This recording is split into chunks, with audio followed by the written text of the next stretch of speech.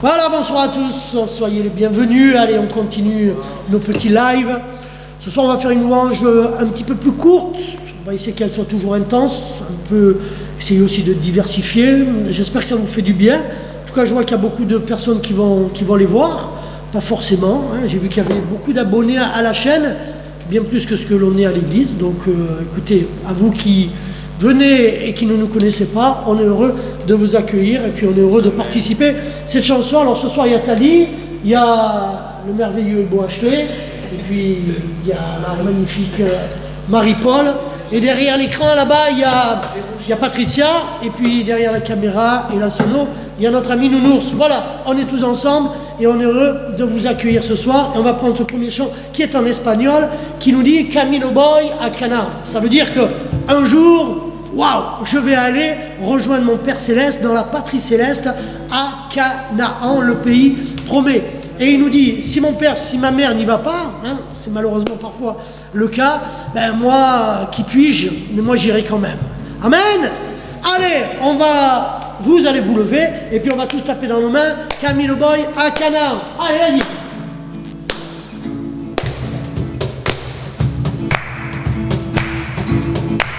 Camino voy a Canaan, camino voy a Canaan, camino voy a Canaan, oh gloria a Dios, camino voy a Canaan, camino voy a Canaan,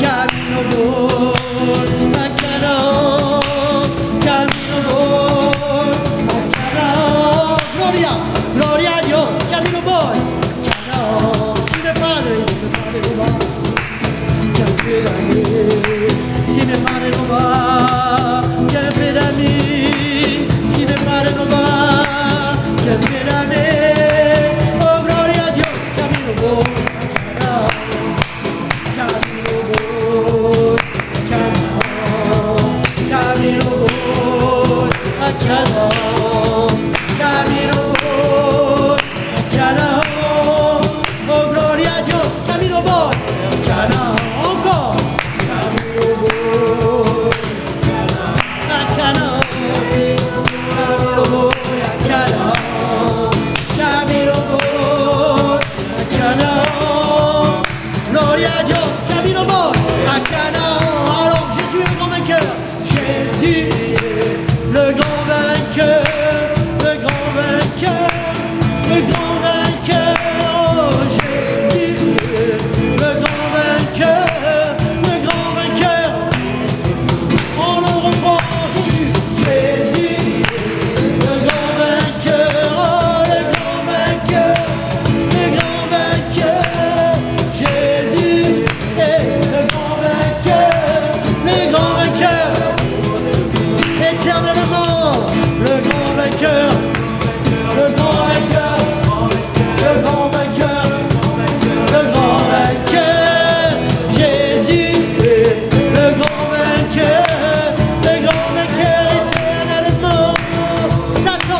Satan est le grand perdant, le grand perdant, le grand perdant. Satan est le grand perdant éternellement. Alors on dit le grand perdant, le grand perdant, le grand perdant, le grand perdant. Satan est le grand perdant, oui, le grand perdant. Alors on va finir sur Jésus le grand vainqueur. Jésus est le grand vainqueur, le grand vainqueur, le grand vainqueur. Jésus est le grand vainqueur éternellement. Vas-y Tali, remets ces moments entre les mains de Dieu, que Dieu puisse nous bénir abondamment. Alléluia. Merci Père encore et bien pour ces moments, oui.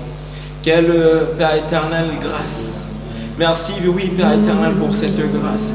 Pour encore Père éternel pour ce soir versé pour chacun. Amen, oui, Nous allons Père éternel encore prendre ce temps pour pour te dire, Père éternel, combien nous sommes bien émerveillés par ta bonté, Seigneur.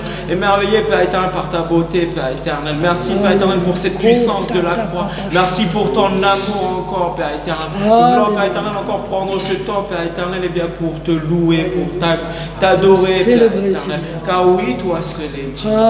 Honneur à toi, roi des rois. Dans le nom de Jésus, nous te prions, Père. Amen. Amen. Il tient le monde dans sa main, alors même dans cette période dure, il tient ta main, il est là.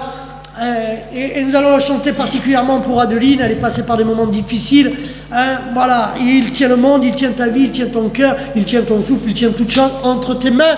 Et nous le chantons de tout notre cœur pour toi ce soir. Il tient le monde dans sa main. Il tient le monde. Il tient le monde. Il tient le monde dans sa main. Il tient le monde dans sa main. Il tient le monde. Il tient le monde. Il tient le monde dans sa main. Il tient le monde dans sa main. Il tient le jour et la nuit dans sa main. Il tient le jour et la nuit. Il tient le jour et la nuit. Il tient le monde dans sa main. Oh oui, il tient le monde dans sa main. Il tient le monde. Il tient le monde dans sa main. Il tient le monde dans sa main.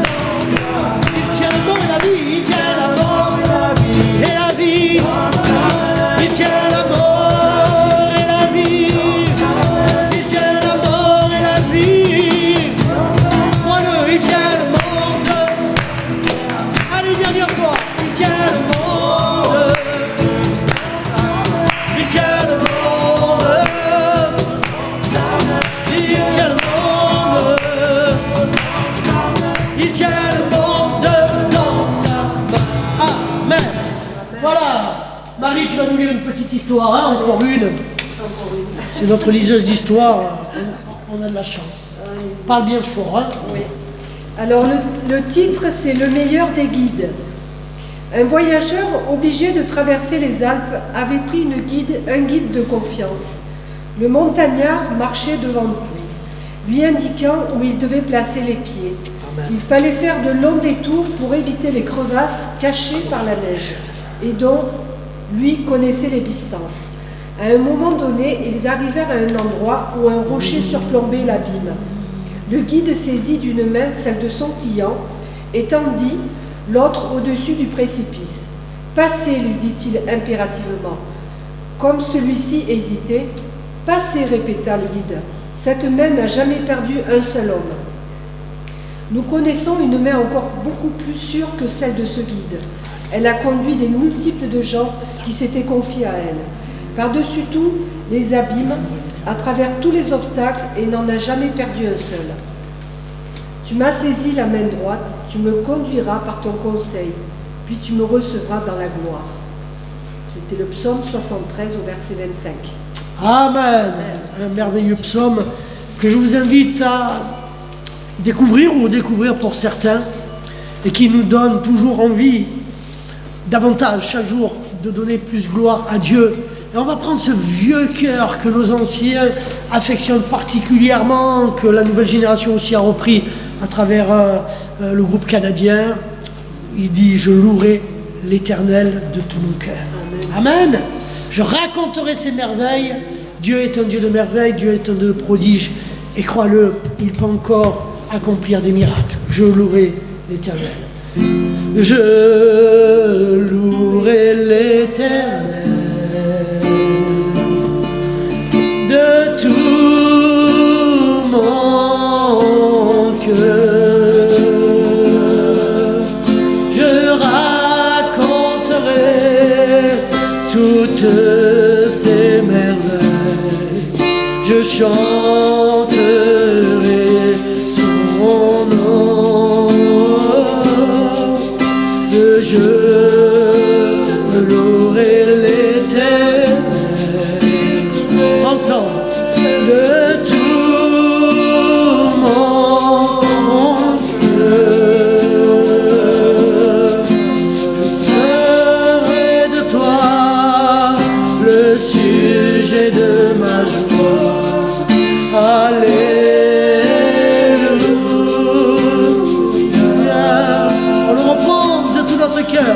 je louerai l'Éternel de tout mon cœur, de tout mon cœur.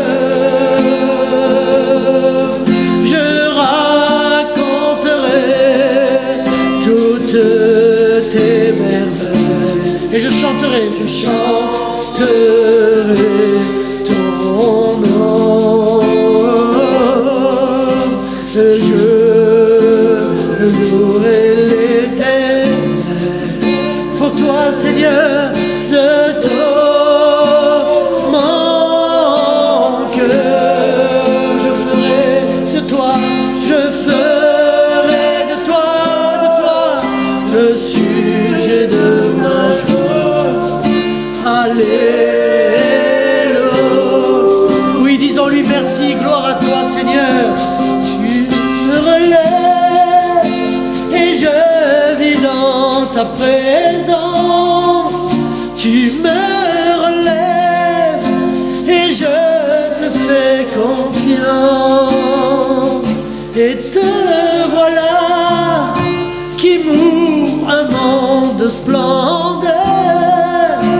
Auprès de toi, mon roi, j'entrevois le bonheur. On le reprend, tu me relèves. Tu me relèves et je vis dans ta présence. Tu me relèves, moi, et je te fais confiance. Et te voilà qui m'ouvre un monde de splendeur. Auprès de toi, j'entrevois le bonheur. Quand tout va mal, que l'horizon s'assombrit, que mon âme est lasse de vivre cette vie. Mais dans le silence, j'attends le cœur tranquille, qu'enfin tu viennes, Seigneur, me prendre. Tous ensemble, tu me relèves, et je vis dans ta présence, oh mon roi. Tu me relèves et moi, oh je te fais confiance. Et te voilà, nous ouvre un monde de splendeur. Auprès de toi, Seigneur, j'entrevois le bonheur. Tu me relèves, moi, et je vis dans ta présence. De l'effet, me relève en effet, et je te fais confiance, toi mon abri. Et te voilà, m'ouvrant un monde de splendeur. Auprès de toi, j'entrevois le bonheur. Quand loin de toi, mon cœur est sans repos. Mon être s'écrie en moi, je suis fait pour toi. Oh, mon seul désir de demeurer auprès de toi. Alors je sais, mon âme sera comblée. Tu me relèves et je vis dans ta présence. Tu me relèves et moi, et je te fais confiance. Et te voilà qui m'ouvre un monde de splendeur. Auprès de toi, j'entrevois le bonheur. Alléluia. Le Seigneur va encore te relever ce soir. Il va encore te reparler. Il va encore te redire combien il t'aime.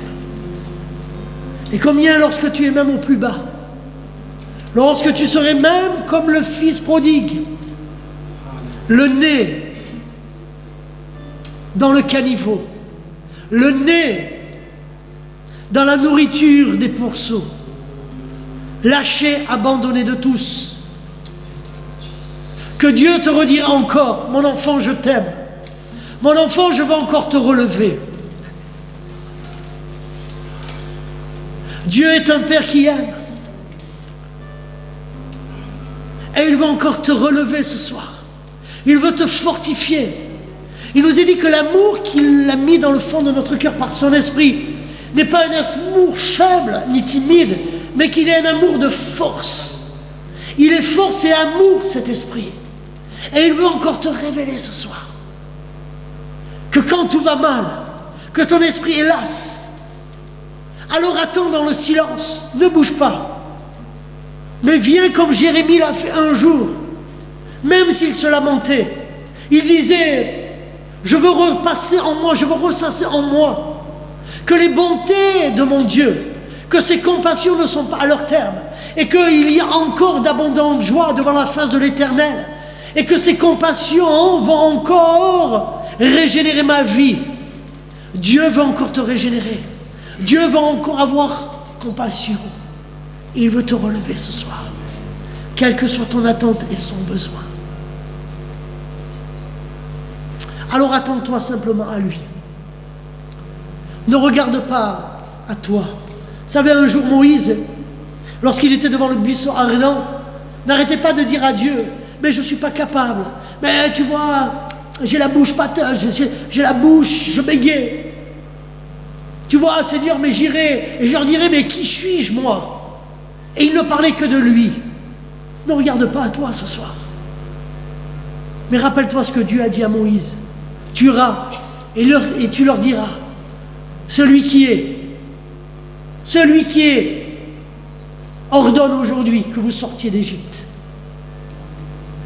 Arrêtez de toujours regarder à vous. Pensez que la délivrance viendra de vous. La Bible ne dit-elle pas que Dieu a besoin de juste un peu de foi comme un grain de sénévé? Il n'a pas besoin de beaucoup. Il a juste besoin même que tu lui remettes ton péché pour que sa grâce puisse abonder. Il a juste besoin que tu lui remettes ta maladie pour qu'il te guérisse. Il a besoin simplement que tu déposes ta tristesse, ton fardeau, ta solitude pour qu'il te mette son espérance. Alors Tali va prier pour qu'il te relève ce soir. Vas-y mon frère. Oui, Père. Nous voulons encore et bien prendre ce temps, Seigneur. Car oui, tu nous permets encore ce soir de nous rapprocher de toi, Seigneur. Mais Père éternel, au-delà de nos forces, au-delà, Père éternel, de nos pensées, Seigneur, tu es la présence, Seigneur.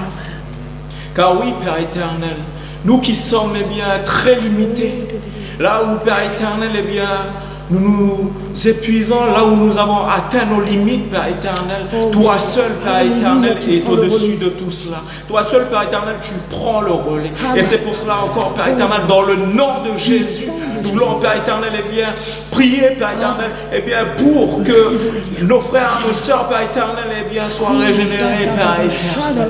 Que leur cœur, Père éternel, eh bien, reçoive, Père éternel, tout ce dont il a besoin, Père éternel. Que, ouais, oui, Père éternel, que ces cœurs, Père éternel, est bien détruits, peut-être, Seigneur, soit eh bien reformés, Père éternel, par ta main puissante, dans le nom de Jésus-Christ. Oui, Papa, Seigneur, que tu puisses eh bien leur accorder, Père éternel, tout ce dont eh bien leur cœur a besoin. Oui, Papa, Seigneur, toi seul est au-dessus de tout, Père. Nous voulons eh bien placer encore une fois notre espérance, notre assurance uniquement en toi, dans le nom de Jésus. Oui, Père éternel, le seul nom qui est au-dessus de tout autre nom. Encore, Père éternel, merci. Merci pour ton nom. Dans le nom de Jésus. Amen. Nous invoquons sur chaque cœur, sur chaque vie, sur chaque esprit, la puissance et l'autorité du nom de Jésus-Christ. Amen. Onde fe, ole embe, de le fe, ole, elo, yalabe, yadel, shaya, ole, and the dead, elo, yalafe, ode.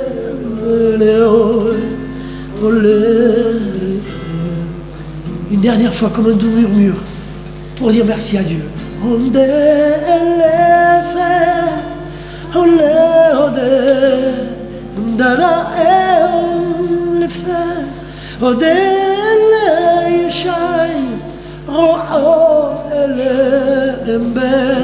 Le cœur t'adore.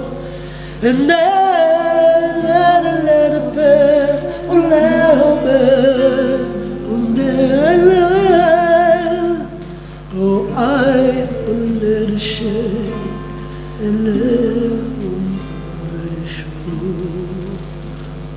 fois. Tu me relèves et je vis dans ta présence.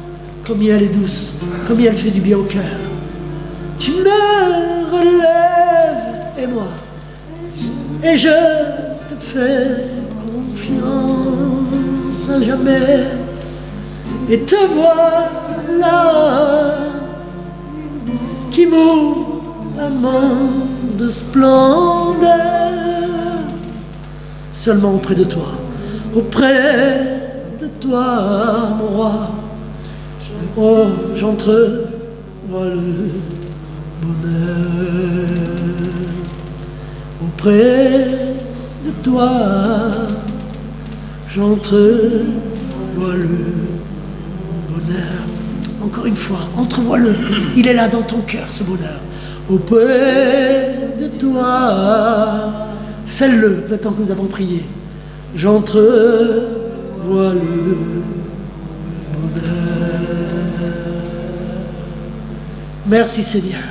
Merci Seigneur pour ces moments de louange. Merci Seigneur parce que tu as agi, oh, à travers la prière de notre frère Tali et à travers ce moment de louange. Que la louange, l'honneur et la gloire te soient rendus, Père, dans le merveilleux et puissant nom de ton Fils Jésus-Christ. Amen. Amen.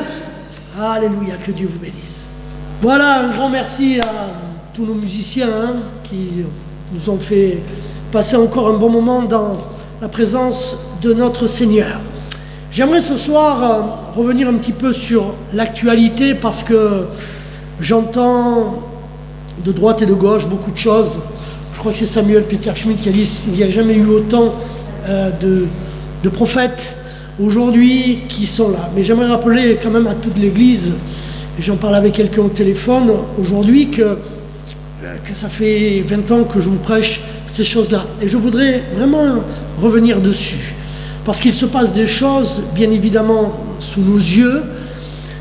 Et il y aura un lendemain après ce confinement. Et il faut que le peuple de Dieu soit au clair pour comprendre ce qui est en train de se passer sous ses yeux. Dans 1 Thessaloniciens, au chapitre 5, au verset 4, Paul va s'adresser à ses amis de Thessalonique et il va leur dire ceci. « Mais vous, frères, vous n'êtes pas dans les ténèbres pour que ce jour vous surprenne comme un voleur. Vous êtes tous des enfants de lumière et des enfants du jour. Nous ne sommes point de la nuit ni des ténèbres. Ne dormons donc point comme les autres, mais veillons et soyons sobres. » Dieu veut nous inviter à la vigilance. Mais à quelle vigilance? Alors pour cela, il faut remonter juste au verset 1. Il nous dit « Pour ce qui est des temps et des moments, vous n'avez pas besoin, frères, qu'on vous en écrive.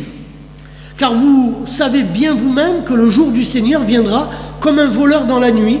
Quand les hommes diront paix et sûreté, alors une ruine soudaine les surprendra, comme les douleurs de l'enfantement surprennent la femme enceinte, et ils n'échapperont point. » Paix et sûreté. Quand les hommes crieront paix et sûreté, alors voilà un des derniers signes des temps de la fin. Comme je vous ai parlé du temple à Jérusalem qui sera mis à mal, il sera une nouvelle fois bafoué. Ce sont des signes qu'on appelle eschatologiques, donc des choses qui ne sont pas encore arrivées. Mais aujourd'hui, nous voyons qu'à travers cette pandémie, plein de choses sont en train de se mettre. Vous les entendez dans l'actualité de tous les jours. Il y a une récession qui arrive, qui va entraîner que des millions et des millions et des millions de personnes vont se retrouver sous le seuil de pauvreté. Il y a beaucoup d'entre nous qui vont vivre aussi des moments difficiles. Le chômage va augmenter, les entreprises seront en difficulté. Et cela a bien sûr un but. S'il y a une récession, c'est qu'il y a aussi, malheureusement, un but. Réfléchissez, quand ces paroles nous sont données dans le Thessaloniciens, paix et sûreté. Quand est-ce que, si tout allait bien, les hommes pourraient créer paix et sûreté? Souvent, nous, lorsqu'on a entendu paix et sûreté, depuis de longues années, on pensait à la guerre avec les armes. Mais là, nous sommes sous une autre forme de guerre qui amène les peuples dans une récession la plus totale. À un instant, les États-Unis, qui avaient 3% de chômage, sont passés à 6%. Des milliers. On annonce près de 20 millions de personnes qui vont se retrouver au chômage aux États-Unis. Il y a beaucoup, malgré tout ce que fait notre État, d'hommes et de femmes qui vont vivre des temps et des moments difficiles.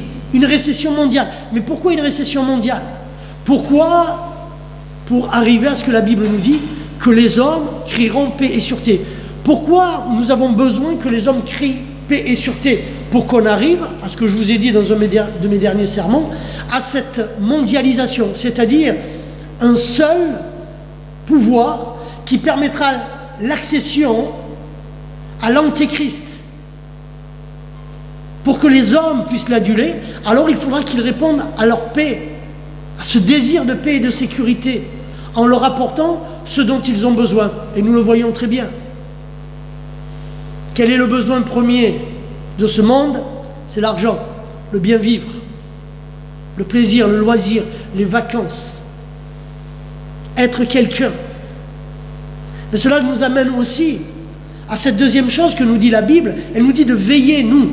Mais il y a un contraste entre ce qu'il nous est dit dans Thessaloniciens et ce que Jésus lui dira: lorsque je reviendrai, trouverai-je encore de la foi? L'amour du plus grand nombre se sera refroidi. Je vais vous donner un simple exemple. Ça fera sûrement pas plaisir une nouvelle fois, mais regardez, pour le mois de mars, 15 personnes ont donné leur dîme.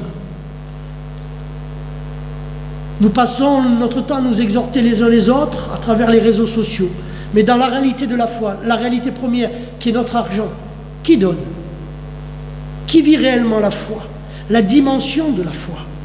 Nous vivons beaucoup par des louanges sur les réseaux sociaux, nous passons beaucoup de temps, mais nous réalisons qu'en fait, il y a un grand refroidissement. Et cette pandémie est là. Et pour beaucoup de pasteurs et pour beaucoup d'hommes affermis, alors nous voyons quel est l'état de nos églises, l'état superficiel. L'amour du plus grand nombre. L'église, finalement, s'est construite sur quel modèle? Un Dieu que nous ne sommes pas là pour servir, mais qui est là à notre service, pour nous donner toujours plus de matériel, toujours plus d'argent, toujours plus de confort. Dieu, pour nous, est dans l'obligation de nous donner ce que l'on veut. Mais qui a défini ces promesses? Est-ce lui ou est-ce nous? Il n'y a jamais eu autant de cataclysmes, il n'y a jamais eu autant de maladies nouvelles qui apparaissent. Et cela ne va aller qu'empirant. J'ai retrouvé ce texte dans l'Apocalypse 6, dont je me suis entretenu souvent. Il est dit ceci au verset 12. Je regardais quand il ouvrit le 6e sceau, il y eut un grand tremblement de terre. Le soleil devint noir comme un sac de crin, la lune entière devint comme du sang, et les étoiles du ciel tombèrent sur la terre comme les figues vertes d'un figuier secoué par un vent violent. Le ciel se retira comme un livre qu'on roule, et toutes les montagnes et les îles furent remuées de leur place. Donc un tremblement de terre. Les rois de la terre, les grands, les chefs militaires, les riches, les puissants, tous les esclaves et les hommes libres se cachèrent dans les cavernes et dans les rochers des montagnes, et ils disaient aux montagnes et aux rochers: tombez sur nous et cachez-nous devant la face de celui qui est assis sur le trône et devant la colère de l'agneau, car le grand jour de sa colère est venu, et qui peut subsister? Pour autant, ils vont se cacher. Pour autant, comme aujourd'hui, nos grands hommes, nos grands sages, nos grands intelligents, nos grands docteurs sont tous face à ce virus, limités dans leur savoir et dans leur connaissance. Ils vivent les uns et les autres au jour le jour. Nous voyons bien qu'en un instant, l'économie, le monde de la finance peut créer des milliards et des milliards à en finir. Pour apporter quoi, en fin de compte? La paix et la sûreté dont il nous est parlé dans Thessaloniciens. Il y a quelque chose d'anodin aussi. On nous parle de trekking.